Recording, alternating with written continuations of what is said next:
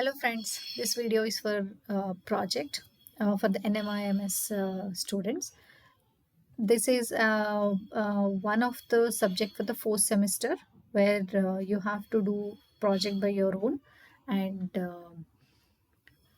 it contains 100 marks. Maximum 100 marks will be provided for the project where you have to do all the activities by yourself. So let us get into the details how the project is. The first one is project registration, how you have to do in a portal. So once you log into the NMIMS portal, student portal, then go to the exam tab, then click on the project submission tab. Firstly, you need to click on the proceed to payment. It is like 750 rupees currently.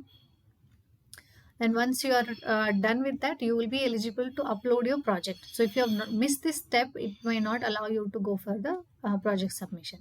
So once this is done, then you have to go ahead with upload the project. So same process with the above one. Then finally the submit option comes up. Then you can go ahead and submit your project. So once you submitted, the project icon will become as submitted, and that will be a green color. Okay, so first thing is most of the students are asking for topic selection for the June cycle. I know it's quite late. Maybe you can just have a checkpoints somewhere if something is there or missed. The first and foremost thing is to identify the topic. So topic is always going to be something related to your specialization. So if I have to look for like supply chain management, something like this, and most importantly guys, this is just an example. Please do not start doing a project on these subjects.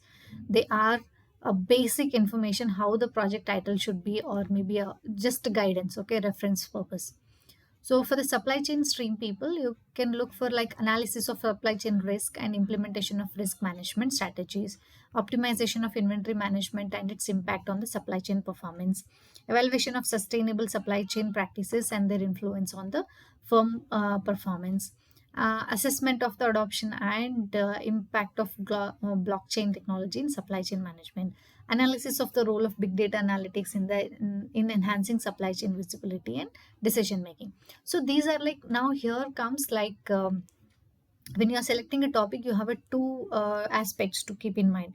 Are you going to do this analysis by your own, or you want to do analysis with the help of some organization, like the organization has certain issues and then you are getting supported with that organization, get associated with that, and then conduct a project. So there I think you might be able to see what is exactly their problem and where you are looking for.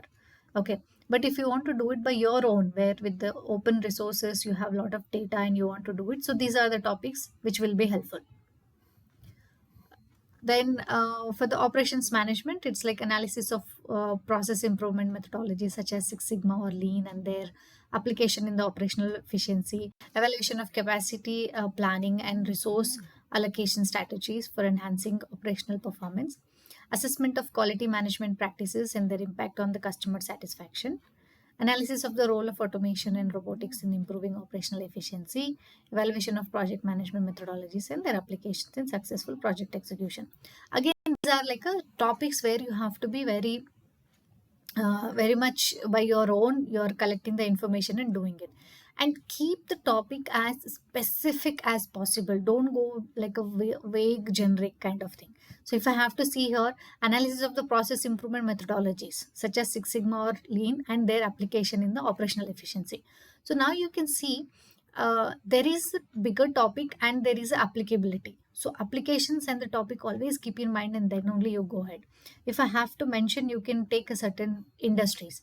You can tell in automotive how these things are happening, or you can say in a banking sector or in a service sector, or if you have even more detailed or a very specific information about the organization, or you're working somewhere and you have information, you are able to get a little more information for analysis, just mention that subject, organization's name. So then it becomes a very specific project, and where you are implementing the changes and doing your research and applications. Okay, So similarly for the finance management, analysis of capital budgeting techniques and their applications in the investment decision making, evaluation of working capital management strategies and their impact on the firm profitability, assessment of financial risk management practices and their effectiveness in mitigating financial risk, analysis of corporate governance and its impact on firm performance and investor confidence. Then we have evaluation of merger and acquisition strategies and their impact on the shareholder values. So you, whenever it's like a investor shareholder, so you can drill down to the next level, like which kind of investors you are looking, or which organization kind of investors or shareholders you are looking. So go a little deeper so that it is very very helpful for you when you are doing a research and doing your analysis. Okay. um, Second is project overview.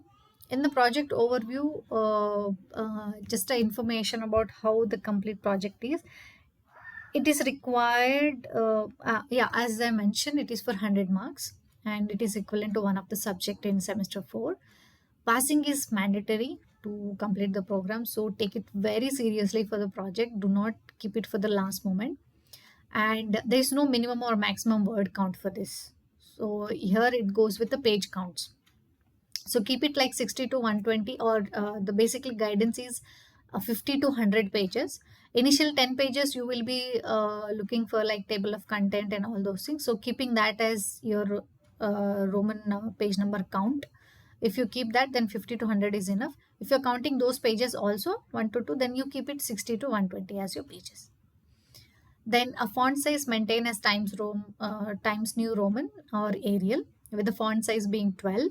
And if like you might have to go ahead with a little differentiation for headings or subheads, so you can go ahead with like 16 for a main heads and subheads are going to be 14. So something like that you can maintain, but keep most of the project body content as a 12. It should be written in Word. Of course, you have to start with the Word and then you convert the project into PDF, just like how we did it in how the assignments has been done. You do it in a Word file, all the working done, then you convert it to PDF and upload it. So passing marks for project is 50%. So that is 50 marks. Okay. Now let's see the evaluation criteria. Uh, First thing what how important for us when we are drafting a project is to understand how the evaluation is happening. So first thing is clarity of objective, scope and coverage. What exactly is your topic and what you want to cover it, what is your objective of this project, so that is more important. Then study methodology for data collection, how you're collecting data, and what are the means and methods you're using it to collect the data, how much you can collect it. Then analysis of the data, tools and techniques used. What kind of tools you are using for data analysis, that carries 15 marks. Understanding of the subject and conceptualization of the key areas. So here comes like once the analysis is done, how the output has been come, how you're able to understand those outputs and try to explain the data analysis part of it, the outcomes of the data analysis, that goes as your 10 marks. So it is basically like how much of a knowledge you have of the topic, how much you have understood. Second thing is innovative techniques and approaches to problem solving scheme. So what kind of a new way of information or tools you have used to solve this problem um, or the objective. Then conclusions drawn. What kind of a conclusions you are drawing out of all the analysis part of it from the data. Finally, provide your recommendation, usefulness, implementation scheme, how it has to be implemented. Then linking those recommendations to the objectives, what you have given on the first. So is it connecting back? So the close looping is very important here. Finally, bibliography carries another 5 marks for you. Okay. So total it comes 100 marks. Okay. Second one, once you are aware of the project evaluation, the criteria, now the most key important part of it, what you think is like, is my subject or topic is applicable? Are they going to accept it? Are they going to reject it? So the best and simplest way is to put up your project, take an approval from the NMIMS. So now earlier they were like a email ID. I think now it's a ticketing system. So go ahead and raise a ticket telling that this is what is your proposal. Is it okay or do you need any changes? So something like that, you can just propose it to the team. So lecturers will review your topic and then they will revert you telling that is there any issues or you can go ahead with the project, or is there any update required or changes required. They'll try to provide you information. Okay, so here you try to put up proposed research topic, then problem statement, what is the statement which you are working, business issues, research objectives, hypothesis, how you are planning, then proposed research methodology, relevance of the research, expectation, expected outcomes and implications. So what you can do is, sometimes we might not be aware of everything in this. Whatever is available, put up, go ahead and give it to the team so that they will understand what you're trying to do, so they can tell you are you in the right direction or you might have to change the direction. Okay, so this is the safe bet, guys. So don't bug up in the last moment like, oh god, the topic is not accepted, so that issue will be resolved. You do it as soon as possible. Then the content of the project, it contains title page like a logo of NMIMS, then SAP ID and name. So please do mention your SAP ID and name for this project. Till now in the assignments, you were not doing anything like that, but here it's very important. Then acknowledgement, brief thank you note for the people whoever is helped you, be it in the organization, be it in your own research. You might be asked for some data input. So try to use this page to acknowledge their help and support to you. Then table of content, like complete the information like list of various topics covered in the project along with the page number. So this is like starting of the book or starting of the project. You can put up what is the content of the project. Then body of the project, this is the main portion. Then annexure like wherever you have collected some data, graph, charts, and whatever extra things you have used, references. So those things you can just put up here. If you have conducted a survey, just try to put those survey questions in the annexure. Now let us get into the body of the project. Now here you start with the introduction. Introduction part of it basically like what is your topic, and give a brief info, thinking that the basic information. If I have to mention Six Sigma is, maybe you're doing somewhere Six Sigma in the project. So give the information like what is Six Sigma. So basically how it started. So don't go in a very deep like don't write it like complete history of it, but try to cover introduction like 5 to 10 pages. Then you go literature review for another 5 to 10 pages of literature review. So by now you have already covered 20 pages or approximately 15 pages here. By the time you go with the executive, objectives will be 1 page, and executive summary maybe another 2 pages, 2 to 3 pages for executive summary. Then methodology goes, here you have a little information or maybe like 2 to 3 pages. Data collection and data analysis itself will go with like 20 pages here. So you have enough information, then you don't have to worry about covering a 50 pages, and then it becomes a very a tedious job to fill kind of. So on a naturally you will be able to fill the 50 pages. So not much effort you have to put in, except try to fill up this literature review and introduction part of like 5 to 10 pages. Keep in mind in that.